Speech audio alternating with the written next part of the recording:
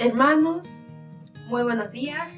Estamos agradecidos del Señor por un domingo más en el cual podemos compartir de su palabra a través de las enseñanzas, a través de la predicación de la palabra del Señor. Damos gracias al Señor por reunirnos nuevamente, porque aunque la pandemia avanza y pareciera no dar tregua, confiamos en que Dios nos dará la salida, confiamos en que el Señor nos mostrará cuál es el camino a seguir. Y les invito, hermanos, a que podamos elevar una oración, una súplica por misericordia a nuestro Señor. Amén. Padre eterno, Señor, estamos agradecidos por tu bondad y por tus misericordias. Padre, pero en este momento, Señor amado, nos acercamos a ti, Señor, en un momento de necesidad, Señor amado, de nuestro país, donde el mundo, Padre eterno, Señor, está sufriendo, está padeciendo, Señor, por las alzas, Señor amado, de contagio del coronavirus, Señor. Padre eterno, Señor, tú eres el dueño de todas las cosas, el creador de todo, Señor, el que sostiene todo con la diestra de sus manos, Señor. Oramos, Cristo bendito, Señor, por misericordia, Señor amado, por fortaleza, Padre, para todos, Señor, nuestros hermanos, nuestros amigos, Señor amado, que están viendo, Señor amado, este video, Señor. Oramos, Señor, una bendición especial para cada una de las familias, Señor amado, que está atravesando necesidades, Señor amado, o enfermedades, Señor. En el nombre de Jesús, oramos que tú pongas tu mano de misericordia, Señor amado, tu mano de compasión, Señor amado, y que puedas, Señor, estar, Señor, con cada uno, Señor, de los que tienen necesidad en este momento, Señor. En el nombre de Jesús. Amén. Le invito a abrir su Biblia o encenderla si es que la tiene en su teléfono y podamos hacer una pequeña lectura del Salmo 24, un salmo que es conocido pero que en el fondo nos invita a ver lo que el Señor y cuán grande es Él, cuán maravilloso es la obra que Él ha hecho. Dice así, Salmo 24: Del Señor es la tierra y todo cuanto hay en ella, el mundo y cuantos lo habitan, porque Él la firmó sobre los mares, la estableció sobre los ríos. ¿Quién puede subir al monte del Señor? ¿Quién puede estar en su lugar santo? Solo el de manos limpias y corazón puro, el que no adora ídolos vanos ni jura por dioses falsos. ¿Quién es así? Recibe las bendiciones del Señor. Dios su Salvador le hará justicia. Tal es la generación de los que a ti acuden, de los que buscan tu rostro, oh Dios de Jacob. Vamos a leer hasta el verso 6 y le invitamos a compartir desde ya un tiempo en torno a la alabanza y en torno a la palabra del Señor. Que Dios les bendiga.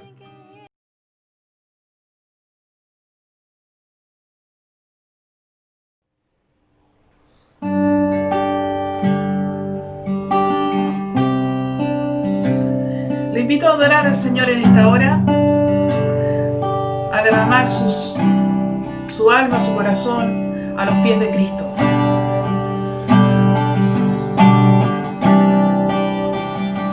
A tus pies arde mi corazón, a tus pies entrego lo que soy. Es el lugar de mi seguridad, donde nadie me puede señalar. Me perdonaste, me acercaste a tu presencia, me levantaste y hoy me postro a adorarte. No hay lugar más alto, más grande que estar a tus pies, que estar a tus pies. No hay lugar más alto,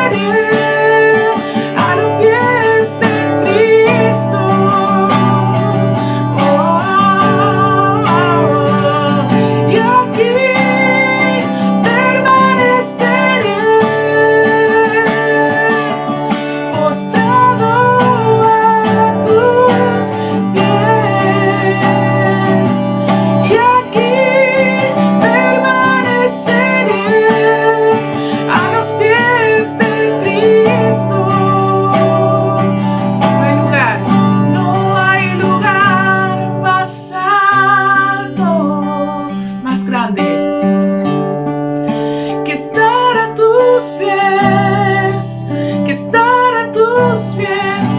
No hay lugar más alto, más grande que estar a tus pies, que estar a tus pies.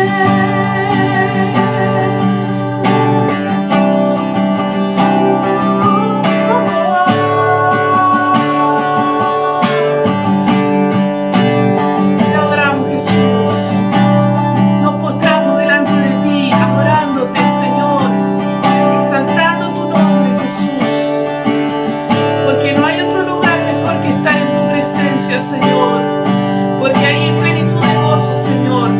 Te adoramos, Jesús. Te adoramos, Jesús. Nos rendimos a tus pies, Señor, para adorarte, para reconocerte, Señor, por sobre toda situación, Señor. Tú eres fiel. Gracias, Señor. Y cantamos una vez más.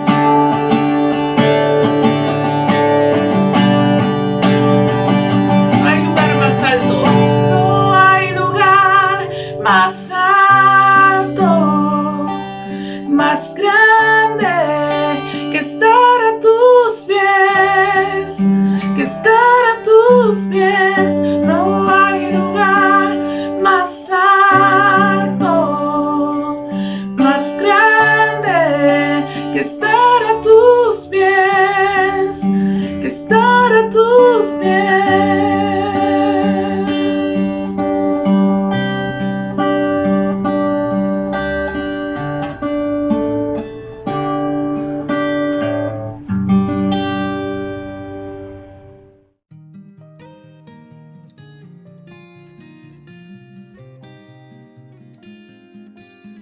Hola mis hermanos, que el Señor les bendiga grandemente. Espero estén teniendo ahí un lindo domingo, ¿cierto? Adorando al Señor junto a sus familias. El día de hoy vamos a compartir un mensaje centrado en Juan 5 del 1 al 14.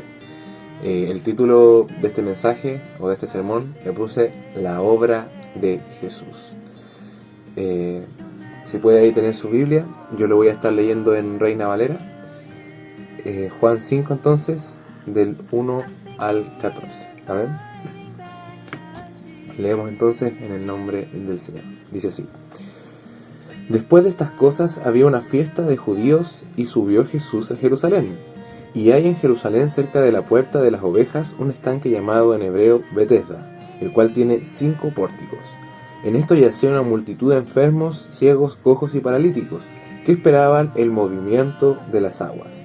Porque un ángel descendía de tiempo en tiempo al estanque y agitaba el agua, y el que primero descendía al estanque después del movimiento del agua quedaba sano de cualquier enfermedad que tuviese. Y había allí un hombre que hacía 38 años que estaba enfermo. Cuando Jesús lo vio acostado y supo que llevaba ya mucho tiempo así, le dijo: ¿Quieres ser sano? Señor, le respondió el enfermo, no tengo quien me meta en el estanque cuando se agita el agua, y entre tanto que voy, otro desciende antes que yo. Jesús le dijo: levántate, toma tu lecho y anda.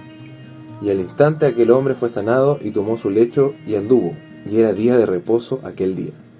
Entonces los judíos dijeron a aquel que había sido sanado: es día de reposo, no te es lícito llevar tu lecho. Él le respondió: el que me sanó, él mismo me dijo: toma tu lecho y anda. Entonces le preguntaron: ¿quién es el que te dijo: toma tu lecho y anda? Y el que había sido sanado no sabía quién fuese, porque Jesús se había apartado de la gente que estaba en aquel lugar. Después le halló Jesús en el templo y le dijo: mira, has sido sanado, no peques más, para que no te venga alguna cosa peor. Amén. Oramos a nuestro Dios. Padre Santo, vamos delante de su presencia, Señor, agradeciendo esta instancia, Señor, de poder predicar su palabra, Señor. Te pido que en esta hora, Señor, sea donde sea, Señor, que estén mis hermanos escuchando, que tú puedas hablar a sus vidas, a su corazón, Señor, que tú puedas hablarme a mí también, Señor, a través de tu palabra, Señor, que podamos, Señor, ser alimentados de tu espíritu, Señor, a través de la palabra, y que, Señor, aquellos que están necesitados, Señor, de ti, puedan, oh Dios, mediante este mensaje, Señor, recibir, Señor, aquello que necesitan. Gracias, Señor, por tu amor y por tu misericordia. En tu nombre, Jesús, Señor. Amén. Amén. Bien, como contexto, mis hermanos, tenemos lo siguiente. Jesús venía de sanar al hijo del oficial de un rey en Capernaum, ¿no? Luego de haber viajado de Judea a Galilea. Esto lo podemos encontrar en Juan 4, del 46 al 54, ¿no? Posteriormente a eso, Jesús se dirige a subir hacia Jerusalén en medio de una fiesta judía. Aclararse aquí específicamente que no se sabe realmente cuál era la fiesta judía, ¿no? Pero algunos eruditos no le atribuyen a que era la Pascua. Posteriormente Jesús se dirige a un estanque llamado Betesda, ¿no? Esto es importante para después verlo bien, ¿no? Donde se encuentra una multitud de enfermos. Esto sale aquí en el versículo 3. Debido a que en ese estanque, ¿cierto?, se tenía la creencia de que venía un ángel a agitar las aguas y el primero que entraba era sanado, ¿no? Y es allí mismo, en ese estanque, donde se encuentra al hombre de 78 años, ¿no?, que estaba enfermo. Perdón, de 38 años que llevaba enfermo. Bien, entonces el punto A, como les había dicho antes, el mensaje tiene el nombre La Obra de Jesús. El punto A dice: en su obra el mismo Jesús toma la iniciativa. Y bien, aquí lo primero que tenemos que ver y observar es que en la obra que va Dios a realizar, ¿cierto?, allí vemos que hay un principio trascendental, ¿no?, que mueve siempre a nuestro Dios, ¿no? Y es lo siguiente, y es que a lo largo de la vida un creyente, ¿no?, como bien sale primera de Juan 4:19, nosotros, ¿cierto?, le amamos a Él porque Él nos amó primero, ¿no? Y entonces lo primero que nos fijamos acá es cómo en su obra el Señor, ¿cierto?, primero va a Él por el amor que Él tiene por nosotros, ¿no? En este sentido, dentro de la obra que realiza Jesús allí, no era 100%, ¿no?, su obligación sanar, pero eso estaba en su corazón definitivamente, y esa es el amor, es la gracia divina, ¿no? En este sentido, todo parte por ese deseo del Señor de tener un encuentro con nosotros, y para reflexionar, ¿no?, cada uno de nosotros, si hoy podemos ser cristianos, ¿no?, podemos adorar a nuestro Señor, tener una comunión con Él, es básicamente porque Dios nos amó primero.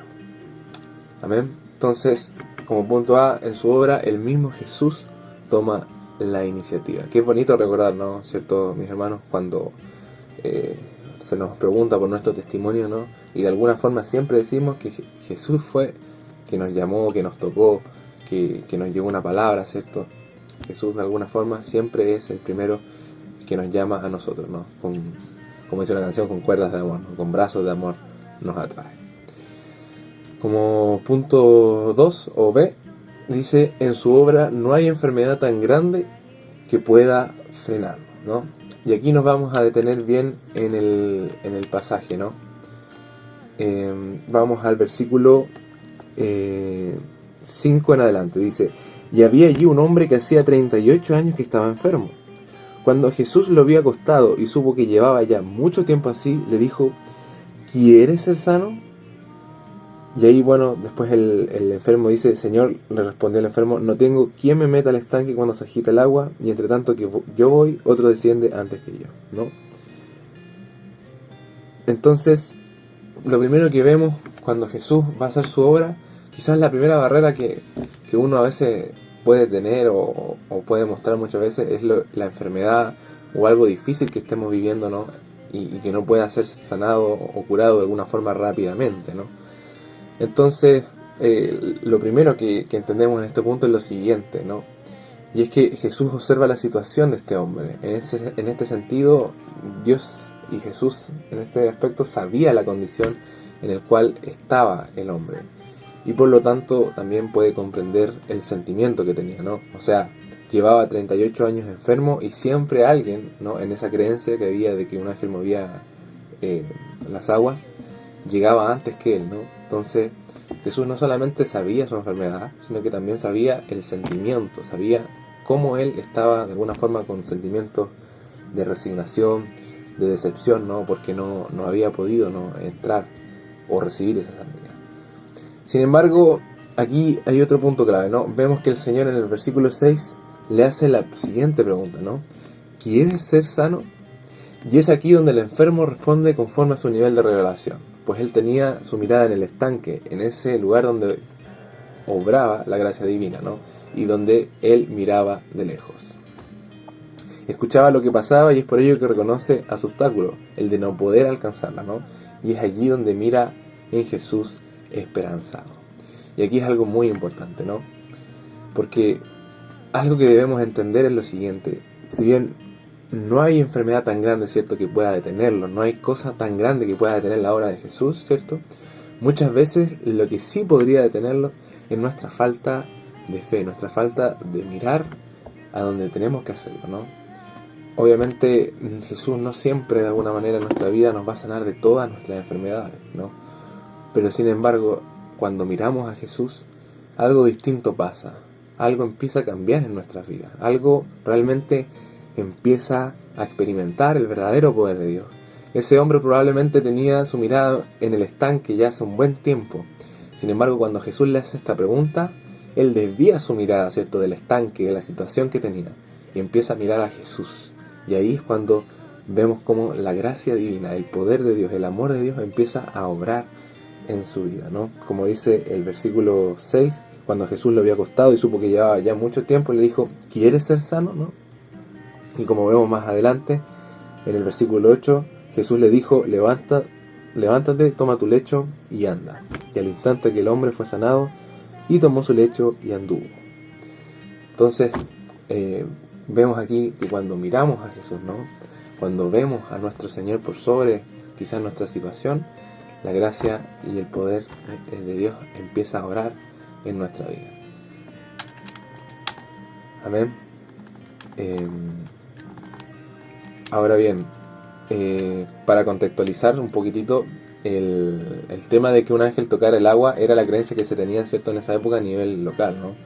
Era una tradición de alguna forma que reunía a mucha gente, ¿no? Sin embargo, aún en medio de la creencia, ¿no?, de aquel fenómeno, podemos ver también la gracia sanadora de nuestro Señor, ¿no? Aún así, de la creencia que se tenía, el Señor decide no obrar en medio de ello.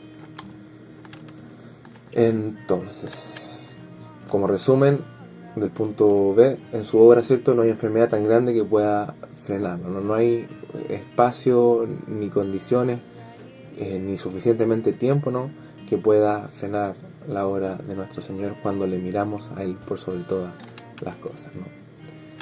Como punto 3 o letra C, en su obra Jesús realiza un trabajo integral. Y aquí nos vamos a ir al versículo 14, ¿no?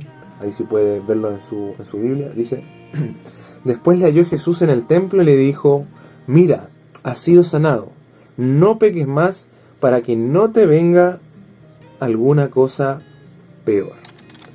Entonces podemos ver lo siguiente, y aquí algo interesante, ¿no? Dice, vemos que el hombre poseía esta enfermedad debido a su vida pecaminosa, debido a algún pasado, ¿cierto?, con el pecado que lo llevó también a caer en esta enfermedad. Dice, pues es allí donde Jesús le advierte, ¿no?, al hombre que había sido sanado, que no vuelva a pecar, cosa que no le suceda algo peor, ¿no? Y aquí hay algo importante, ¿no?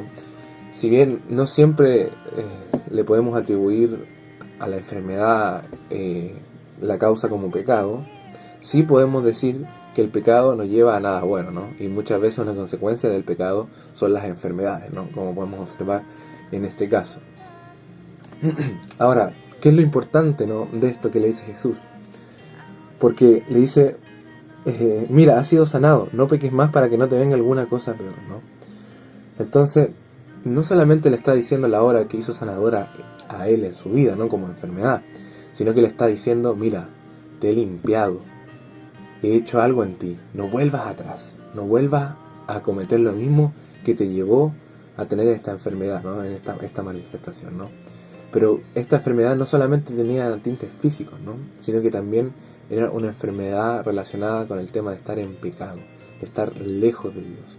Entonces, vemos que en el trabajo integral de Jesús no solamente podemos observar que Jesús lo sana físicamente, ¿no?, sino que también hace algo en su corazón, lo limpia, le quita, ¿cierto?, ese pecado, ¿no? Él sana su alma.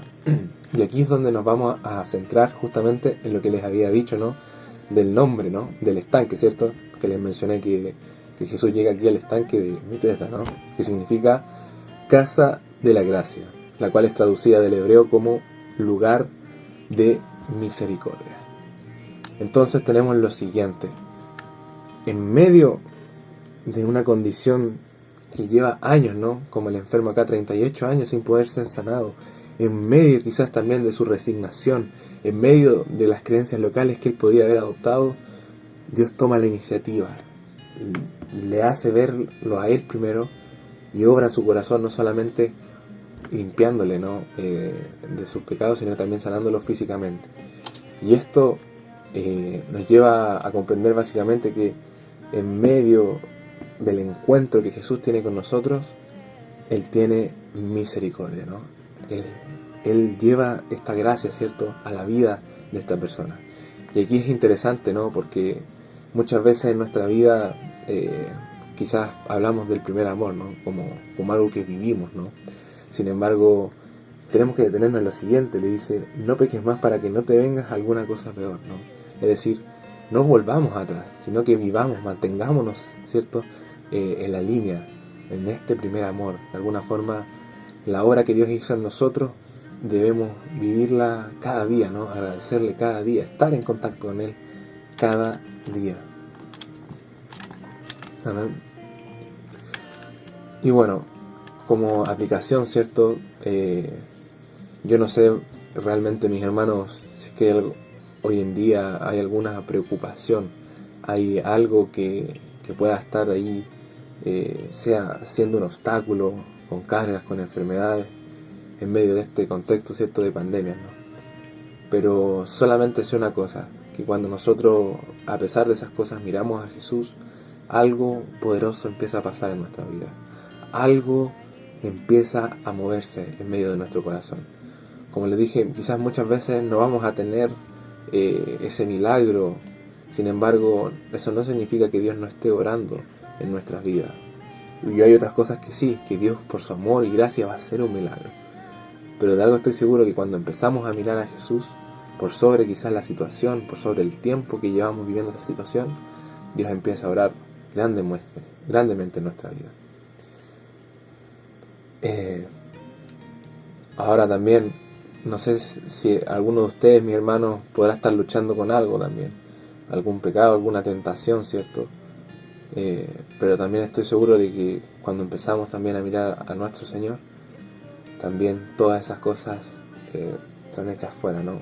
Empezamos también, el Espíritu Santo empieza también a cambiar nuestra vida, ¿no? Y si hay alguno de ustedes que hoy está cansado, ¿cierto? Si alguno de ustedes está luchando con algo, si alguno de ustedes tiene una carga, tiene alguna preocupación, el Señor les pregunta: ¿quieres ser sano?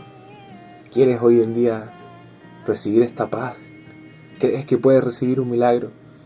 Solamente tenemos que mirar a nuestro Señor, ¿no? Porque hoy en día estamos justamente en esa casa de gracia, en ese lugar de misericordia. Amén.